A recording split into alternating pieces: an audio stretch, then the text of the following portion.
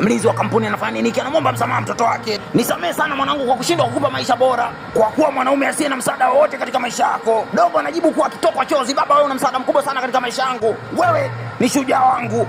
Bosi anatiririka na machozi akiwatazama wakiwa wamekumbatiana. Refa anasema tucheki kwenye VAR. VAR inaonyesha masaa machache yaliyopita mlinzi alimkimbilia bosi akamwambia, bosi naomba unisaidie kitu, naomba unisaidie sana. Siku ya leo mtoto wangu anakuja kunitembelea hapa kazini. Naomba niigize kama bosi ili kesho akirudi shule watoto wenzie wasimcheke. Bosi akakubali. Bosi akamwambia mlinzi, naelewa kila mzazi anataka kuonekana amefanikiwa mbele ya macho ya watoto wake. Kwa hiyo leo nitakuazima ofisi yangu na pia nitakununulia suti.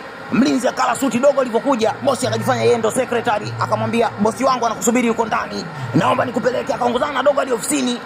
Dogo akamkimbilia mshua akamwambia, baba ofisi yako ni nzuri na ni kubwa. Baba akamwambia, na wewe ukitaka uwe na ofisi kama hii soma kwa bidii, vitu kama hivi haviji kirahisi. Secretary akatabasamu.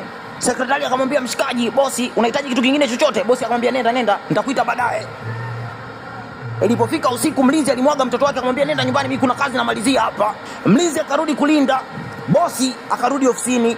Dogo akarudi ofisini akamwambia, madam, najua kila kitu, najua kuwa baba yangu ni mlinzi na mimi sina shida kabisa, na hapa nilipo nimekuwa nikitunza hela alizokuwa ananipa nile shule, kwa sababu kesho ni birthday yake. Naomba chukua hizi hela mnunulie keki, jifanye imetoka kwenye hii ofisi, kwa sababu akijua kwamba nilikuwa sili chakula ili nimnunulie zawadi atanifokea sana.